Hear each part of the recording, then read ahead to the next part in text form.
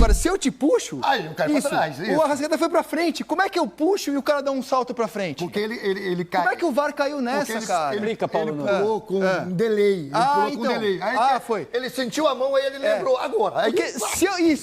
Isso, perfeito. Isso foi essa. Vambora, nação, saudações rubro-negras, mais um vídeo no canal. E no programa Seleção hoje do Sport TV, o André Rizek e o Felipe Melo chegaram a debochar do Arrascaeta, inclusive imitaram até o lance aí contra o time do Palmeiras. Tem muita informação no vídeo de hoje, muita imagem bacana. Então, ó, deixa aquele teu like, se inscreve no canal se você é novo por aqui. Imagens aí do programa Seleção e vambora. 98% dos jogos, 95% dos jogos do Flamengo jogar, o Flamengo que vai coordenar, o Flamengo que vai ditar como tem que ser jogado, o Flamengo que vai ter posse de bola, o Flamengo que vai ter que pressionar. E eu vi uma coisa no Flamengo, não vi uma coisa no Flamengo, que, por exemplo, a gente vê quando o Botafogo joga em casa. É a pressão. É pressionar na linha alta. Eu não vi o Flamengo fazer isso contra o Deportivo Táchira. E eu pensava que o Flamengo fosse começar esse tipo de jogo, não, teve um jogo sim, tão importante, e eu falei lá em casa, falei assim, o Flamengo vai ganhar de uns 3.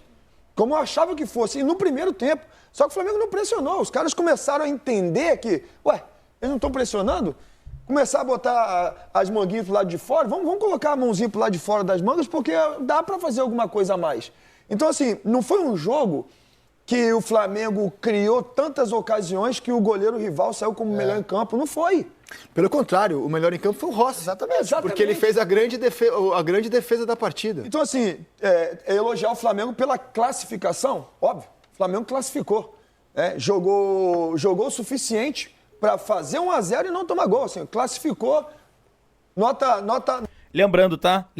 O melhor em campo pela Comebol Libertadores não foi o Rossi. Foi o Léo Pereira. Isso aqui é informação dele, a opinião dele, né? Nota 10 pela classificação. Agora, nós temos que entender que vamos jogar contra 6 ou 7, o time que vão defender com 6 ou 7, o Flamengo tem que estar preparado para isso. Concordo. O Flamengo tem que ter no seu repertório jogadas para fazer com que a zaga adversária seja batida. O Flamengo, eu não vi movimentação no ataque do Flamengo como a gente está acostumado a ver. Mobilidade. Sabe? Seja o ponta puxando para o meio, para o lateral entrar no segundo pau, seja um cruzamento de um lateral para o outro. Sabe? Então eu achei o Flamengo assim muito... como posso dizer, estático em termos de movimentação. Pouca movimentação. O Felipe, no Flamengo. Uma reflexão. O Flamengo não vai enfrentar mais equipes do nível do Táchira. Daqui para frente os desafios crescem. E a sensação que a gente tem é de que talvez o Flamengo esteja muito mais preparado para os grandes desafios do que para jogos como esses que a gente viu ontem. Me explica isso, por favor. Talvez não seja um descaminho. O Flamengo faz grandes jogos contra equipes que jogam e daqui para frente na Libertadores todo mundo vai ter que jogar. Daqui para frente o nível é outro. Daqui para frente você não tem mais tática. Ainda nem tanto, nem tanto, por exemplo, o Flamengo... Mas peraí, você prefere... Você não acha o Flamengo Entra na mais cabine do Silvio Santos. Lino, você prefere enfrentar o Palmeiras no Allianz Parque ou o Táchira no Maracanã? O Palmeiras, porque eu sei como jogar com um time que vale a pena. Que isso? Eu prefiro jogar com... Calma, é outra situação. Se você está preparado para os grandes jogos, se você está preparado para os grandes momentos, você não está em descaminho. Você está em descaminho se você, na hora do jogo grande, não for capaz. Esse elenco do Flamengo talvez precise ter a orelha puxada, porque se acomoda, porque dá a sensação de que escolhe o jogo, dá a sensação de que não se empenha tanto nos jogos um pouco menores. Mas se ele joga nos grandes jogos, ele tem um caminho. Mas tem uma Concordo, você quer dizer o seguinte, eu concordo com você. Assim, eu vi esse time do Flamengo amassar o Atlético Mineiro na final da Copa do Brasil ano passado. Esse time aí, do Felipe Luiz. Dominar completamente o Corinthians no Maracanã na semifinal. Fazer jogos de almanaque esse ano no Campeonato Brasileiro contra a Juventude, contra a Corinthians. Taticamente, um grande jogo contra o Palmeiras, embora tenha sido no detalhe, né? O Palmeiras poderia ter feito 1-0. Mas no final ali também, né? Mas no segundo tempo, um grande jogo do Flamengo, foi bem. Então, assim, é um time que já... A gente sabe do que esse time é capaz. A gente sabe. E aí, entra a Libertadores, e não é só desse ano. Nos últimos 3 anos, curiosamente, assim, queria entender, nos últimos 3 anos, o Flamengo teve campanhas absolutamente pífias na fase de grupo da Libertadores e passou em segundo nos últimos 3 anos. E dá uma olhada nos grupos. Tudo bem, teve o Racing um ano, né, um time grande da Argentina, mas sempre com uma pontuação muito baixa. Ano passado, por exemplo, o Flamengo ficou em segundo com o Bolívar na liderança, o que levou o Flamengo a ter que sempre decidir fora de casa. Esse ano agora, uma pontuação baixa né? 11 pontos. Quando saiu o sorteio, a gente projetou o grupo do Flamengo, junto com o grupo do Palmeiras, como o grupo mais tranquilo. O que fez o Palmeiras? Passou o carro, atropelou, fez a melhor campanha da fase de grupos por antecipação e o Flamengo sofreu até o último segundo de jogo.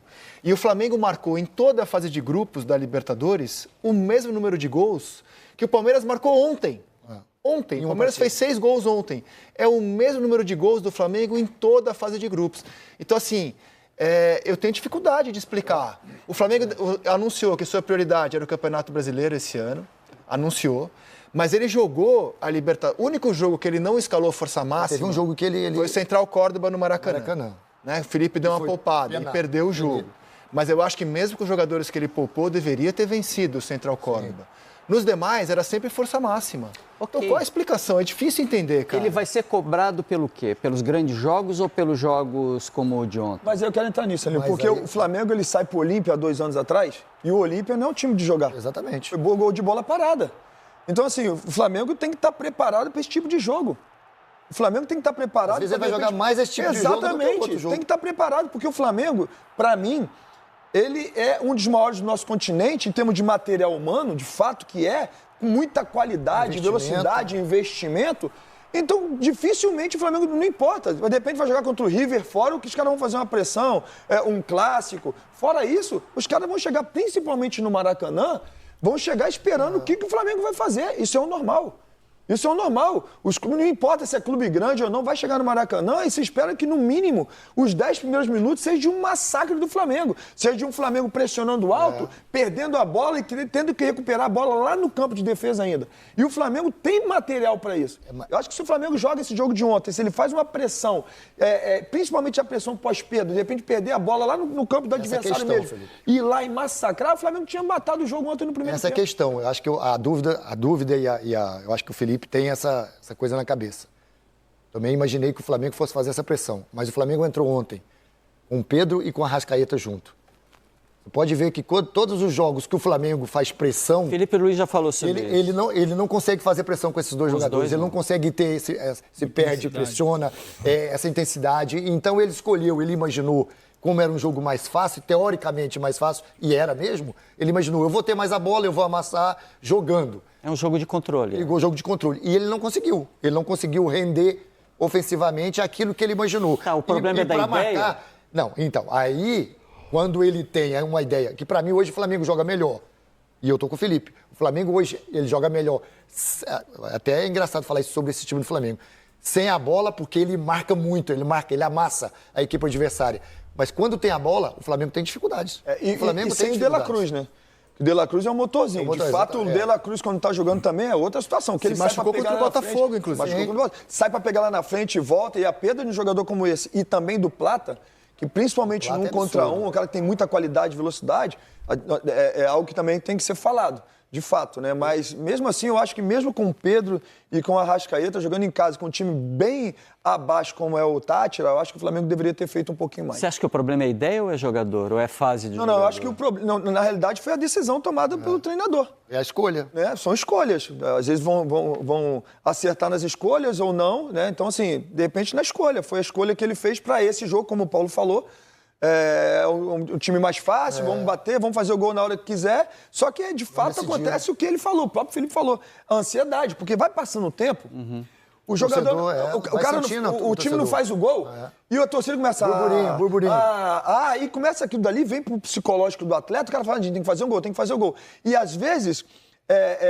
na ânsia de fazer um gol, na ânsia de matar logo o resultado, o que acontece? O time, ao invés de estar todo mundo dentro de campo, tudo bonitinho, o cara começa a sair da posição e, de repente, encaixa no contra-ataque, sai da organização. Então, de fato, não fazer gol no início para o Flamengo, eu tenho certeza que não estava no script para o Flamengo. Eu não sei se teve incentivo financeiro para o time do Táchira, da LDU ou do Central Córdoba. Aqueles outros times tem difícil ter de pagar eles. Então, como é que eles vão ter dinheiro? Eu não sei. Os jogadores falam assim, não, paga a gente. Eu achei, fazer um elogio, o Táchira é um time muito fraco. Mas, assim, achei elogiável a maneira como eles terminaram o jogo, cara. Sem nenhum ponto, né? Tentando somar... Pô, irmão, levantar essa questão aqui de incentivo financeiro é brincadeira, pô. De verdade. O primeiro ponto deles, indo pra cima do Flamengo, eu sei, assim, eles colocariam na história. caímos na fase de grupos, mas derrotamos ou empatamos com o Flamengo no Maracanã. E eles terminaram o jogo de um jeito assim, botando medo no Maracanã inteiro, cara. E eu queria colocar a classificação final do grupo, para quem não sabe ainda, entender o quão dramática foi essa classificação, o quanto ela foi no detalhe, o quanto qualquer coisinha poderia ter mudado a situação no grupo. Coloca pra gente, por favor. 3 times empatados com 11 pontos e 1 com 0. Então, assim, qualquer pontinho para cá ou para lá, né, a diferença, o que levou o Flamengo à classificação é o saldo de gols, né? O que leva a LDU à liderança é 1 gol a mais do que o Flamengo. Então, foi o detalhe do detalhe do detalhe. Eu queria mostrar nessa linha do detalhe do detalhe do detalhe. Se o Flamengo faz 1, não passa em primeiro. Ele iguala a LDU em saldo de gols. E perde no número de gols perde em marcados. gols pró, Precisaria que é o segundo critério. De mais 2. Exatamente, precisaria de mais 2. Já vai fazer 3-0 um ano. Perfeito. Eu quero mostrar, diante dessa quantidade de detalhes, 3 momentos em que o Flamengo flertou com a eliminação. Porque se ele derrotou o Táchira ontem, o Rossi fez a defesa que fez, ele também derrotou o Táchira na Venezuela e no último lance do jogo levou uma bola na trave. Né? Essa bola na trave teria tirado o Flamengo, por exemplo, da próxima de jogar as oitavas. Contra a LDU, o 0-0 de Quito, nos últimos minutos de jogo, o Estrada cabeceou uma bola livre, passou isso aqui da trave. Né? O rubro-negro olhando o jogo falou, nossa senhora. E ontem a defesa do Rossi. 3 lances assim em sequência, em jogos, a gente não tem para mostrar esses lances? Daqui a pouco a gente mostra. 3 lances que poderiam ter deixado o Flamengo de fora, no detalhe, cara. Os mais e quando a gente exibir, vocês vão ver o coração saindo pela boca do Flamengo. O Fluminense contra o Internacional viu vários momentos também de o Internacional perder gols incríveis, Mas não era matou. o Internacional. Mas tem outra... Aí o Fluminense foi lá e matou. De fato, mas o Fluminense teve vários opostos. Por exemplo, o primeiro jogo isso é bom falar, o primeiro jogo da semifinal, jogando no Maracanã, o Fluminense estava muito melhor do que o Inter, fez 1-0, nisso aí, né? De início do jogo, pressão, até ter injustamente o Samuel Xavier expulso. Aquilo mudou completamente o jogo. E no segundo jogo também, o Fluminense tinha perdido algumas ocasiões, mas assim, não é um jogo na qual... porque fica nesse negócio, né, de perdeu o jogo, mas porque o cara perdeu o gol. O cara perdeu o gol, mas o Fluminense também perdeu o gol. Se ele tivesse feito o gol, o Fluminense tivesse feito os gols, de repente teria ido pra pênalti. Olha isso aqui, gente. Vê o coração saindo pela boca do rubro-negro nessas 3 imagens. Quando saiu o sorteio, o que eu e o mundo imaginávamos? Pedro vai fazer uns 18 gols, a Arrascaeta vai fazer uns 300 gols de falta, o Gerson vai desfilar. E o Flamengo precisou do Rossi para se classificar. Que fase vive o goleiro do Flamengo, que no domingo já tinha pego um pênalti? Milagre lá. Desenhou, basicamente, o que foi a vitória do Flamengo. E agora, de novo, salva o time. Cara, sinceramente... E tá fora do primeiro jogo, Eu não vejo né? muita diferença desse lance para outros que foram marcados pênalti. Por exemplo, eu não vejo nenhuma diferença desse lance para o Bright White, que cavou um pênalti domingo, no Grêmio e Bahia. Para mim, os dois são absurdos se fossem marcados. Como também acho absurdo o pênalti que foi marcado a favor do Flamengo contra o Palmeiras. E aí, agora eu vou brilhar, vou improvisar, cara. Sempre Produção, chora, eu não né? combinei com ninguém, eu vou improvisar. Aí, Felipe. Eu falei um negócio no fechamento sobre o pênalti do Arrascaeta, que o Denilson fez uma cara feia assim pra mim, ninguém deu bola pra mim, que eu falei o seguinte, cara, eu não acho que o Murilo puxou, acho que ele encostou a mão na barriga. Digamos que ele tenha puxado, como sustenta a arbitragem. Como é que você puxa alguém pra trás e ele cai pra frente? Eu quero demonstrar isso aqui, vem pra cá, diretor. Paulo Nunes, você vai ser minha cobaia. Opa, Vem pra cá. momento. Vamos improvisar. Ó, eu vou chegar, improvisar. eu vou dar uma chegada. Porque assim, ó, além de... Com o Paulo Nunes é fácil fazer. Eu cara. sou Vê se até- é igual o Felipe. Você, claro, eu quero afirmar quem se joga aqui, ó. Vem cá. O Arrascaeta não sou o Caí, porque eu caía bem pra caramba dentro da Caiu, né? Caía, né? Vem cá, Ele era fica bom. desse lado aqui. Desse lado aqui. Aquele lado que tava, ó, vem cá. Como é que... Digamos que na opinião do VAR, né? Joguei aqui, deu tapa. Eu impedi você de ir, né? Certo. Pra mim, o Murilo fez isso aqui.